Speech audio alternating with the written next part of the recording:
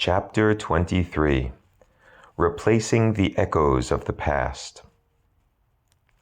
Little is more maddening than to learn of how our own actions and decisions are integral to the causation of that which we resent, disapprove of, or genuinely do not like. With certain activity, though, like that perpetuated and performed by minds sentient and conscious, this is inevitable while moving through time in a world which is shaped by the consequences of all actions. For every aspect of reality is hinged upon the chain of events in all the world which led each to being. And so each aspect that will occur is based on the events that it is preceded by. We perform patterns with the crux of an inability to not see the patterns, and we tend not to accept our place in forming them as they will be. Life creates circumstance, amends occurrences, recreates events, and continues. There is always more than one cause. There is always more than one reason, and it is never too late to forge a new beginning. It does not matter how deeply rooted the past appears. It is merely as temporary as the minds that can perceive it. And belief in the past as being of consistent, effectual nature upon the present through which one is living is as much the folly as trying to wrench genuine philosophy into a flippant modern tale told in a neo-realistic novel. The latter being far more fun to compose and hopefully read, is an unassailable truth. Dr. Cook, with her many layers of identity, tried to figure out why she had refused to worry about Julian when he stood her up. She questioned her immunity to the narrative that men were most likely players and that any worry she had would be a tool he could use to further manipulate her. She had considered that the narrative was a partial truth and sought to protect herself from the parts of it that rang true. That meant she was hard-hearted, and more so than she believed him to be.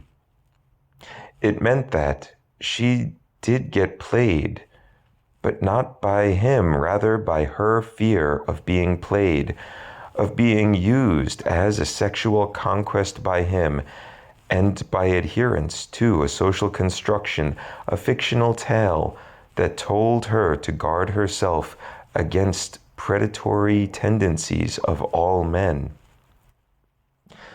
Katerina, with her well-developed sense of self, felt a heartache that lurched out from behind the pain she felt for a decade. Beyond the hurt that came from being stood up was the grievous reality that she was responsible for the disconnection between the two of them, that her menacing pains, which motivated her with the haunting notion that she was foolish, were her own doing, had left an unseen scar on her heart, marking how little awareness she truly had.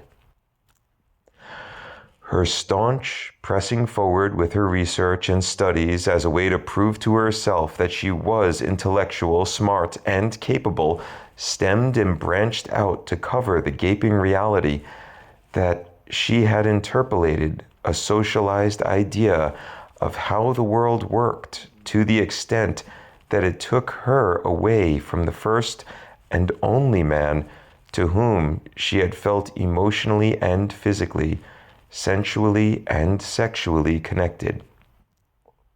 Kat, with her refusal to allow her mistake be the reality she would continue to live through, thought all of these things right after telling Julian she needed to think about her answer to what he wanted to know.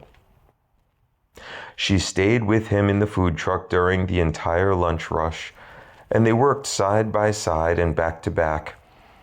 She threw herself into the activity of tending to the customers as though it was her entire life, because while she worked in that manner, she had time to really think and think clearly about why she was so fast to disconnect from Julian instead of being worried. As the crowd dwindled after well more than an hour, she found time between actions in the truck to broach the subject. She decided to try her best. I think I have an answer for you. Hit me with it, Katerina, he said, not looking up from his task of cleaning the grill. I think I was scared that you were not who I knew you were, and that I had gotten used by you the night before. He shook his head without looking at her and exhaled briskly through his nose, denoting his reluctant acceptance of her answer. I was so afraid of thinking that I had been played that I beat you to the punch and wrote you off. He had finished with the grill. It was self-preservation. Fair enough, he said, looking only at her briefly before moving toward the small sink with the utensils. She turned to face him. Maybe fair is an answer, but not fair in what it caused, she said. What did it cause, Dr. Cook? He asked while gesturing to the food truck that surrounded them. Not that. For all we know, we might have taken the same paths we took, but done it together, she said. Or we might have gotten in the way of each other, or not had the catalyst of the other. He cleaned the stainless spatula in the bucket of the sink. I know that at least some of what I did to get here was done to spite you, or spite what I thought of you. Really? She asked with a tone of disbelief. Yes, he said. You were the best feeling I had, and I thought that surely you had heard that my mother had died. We had no mutual friends. Yeah, I recognize that. But I thought that maybe you knew somehow, and that you were so wrapped up in your own life that you didn't want to bother with me. And so I built up my idea to show you with my good life that I was worth the bother. His long-held anger was not even present in his voice or actions, as though he finally gave up on it in the face of the sad, simple miscommunication that drove them apart. Well, she stepped closer to him. I would be remiss to say I didn't do something similar. Sometimes the idea of proving I was more than a conquest was what motivated me to my achievements. So if I ever crossed paths with you again, you would be sorry for having loved me and left me. The sound of a voice clearing at the window startled her. She turned her slightly embarrassed attention toward the customer. Sorry, how may I help you? He returned from the sink and dried his hands as she tended to the customer with professional decorum. He marveled at her tenacity and intelligence and her willingness to be here and be caught by the ever-present eye of the public voicing personal matters of deep emotional significance. His own eyes lingered at her legs as she bent to get the wrap and queso cup for the order. He looked away when she noticed him looking at her and folded the towel as she transacted the sale. He walked closer to her. I don't know why I thought you were any less than the fantastic person I knew you to be that night, he said. I am kicking myself, knowing that we could have been together these years. In a way, she said, we were, just not in communication with each other. Did you find anyone else? He asked, realizing he should have asked that earlier, if at all. No time to look, she replied. A few dates here and there, but no one to crack my shell. She leaned on the counter and glanced out of the window to scan for any approaching customers in the light drizzle.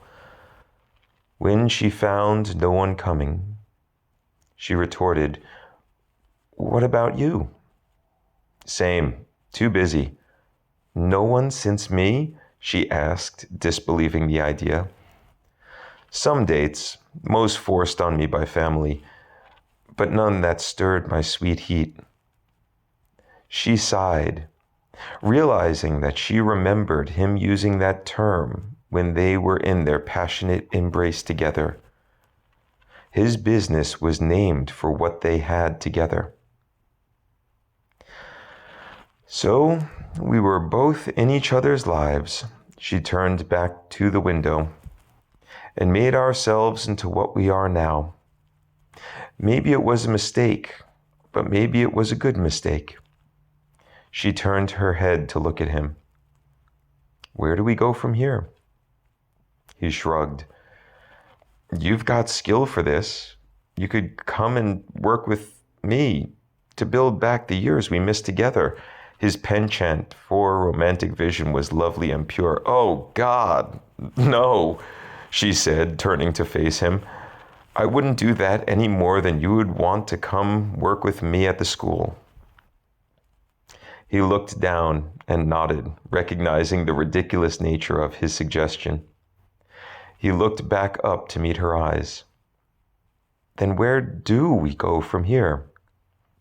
She shrugged, with a lopsided smile on her lips, and let her eyebrows lift and lower to accent the gesture. "How about if we just go from here and see where we take it?" He nodded, and they both sighed, standing there, locked in each other's eyes. "I missed you, Kat," he said. "I missed you too, Jules," she replied. The magnetism they experienced from the years of despondency dissolved during the time they had spent together in the food truck struck them both. With no cue from each other, they leaned in closer and they embraced. A hug that brought their bodies close and had their chins rest on the shoulder of the other. They each felt the breathing of the other press their chests together and caress of the breath coast along their necks. They pulled apart to see the long-sought vision of the other this close and leaned in simultaneously for a kiss that rewrote their story as it would continue. When their lips parted, the conversation was light and silly, her offering him a ride along in her classroom, him asking if there was a money drawer that he could control there. They swapped all contact information and made tentative plans to meet that weekend in the morning. They would communicate to figure out where they would meet, and perhaps try to figure out how well they could fit into the lives they had each created. The options were open, and there was something comfortably exhilarating for each in this newly developed, newly reformed relationship. As though each had framed some of their life's work with the boundary of their relationship, they both wondered while she returned to her car, was this just their way of finding sense and emotional security? Was the idea they both held at that moment of who the other appeared to be the truth as it was in reality? Maybe there were hidden truths of the other, even misleading qualities that could cause interpersonal drama if they attempted to pursue the relationship. If so, perhaps the drama was part of what they sought in being together. be it for love in truth, eternal and real, or simply to have secure base from which to feel. Love is what is made of it, and the varied expressions and forms make for the greatest and grandest distraction. When life erodes and all is done to the ends one can do, what greater memory would be if not loving and being loved honestly? Even if the love fades, it is still better to have known it than to have a life without it. A person can recapture the feeling of love for another person or endeavor, and it is that recollection that is as real as can be said for the original experience of that feeling. It doesn't fade. We do. And only by us does it fade, if it fades at all. Ideas of love, grace, grand arching themes that are larger than one life, yet can be known by one life. These are the reminders that regardless of the forum in which they happen, regardless of the specific ways they unfold, the stories always go on, open-ended and without fail to be a heartfelt rendering of some things known by all. Not merely in time, but in the essence of what happens, there is a perpetual way. The story can be told from every imaginable angle, yet what really happens in that day? Ours is not to judge with spite, wrath, or jealous guise, but simply to experience it as we will, with the mind's touch, the mind's ears, and the mind's eyes. We let go and find ourselves in motion. Are there causes to try to stay still? Ideas move us, actions improve us, so, in the name of goodness, do as you will.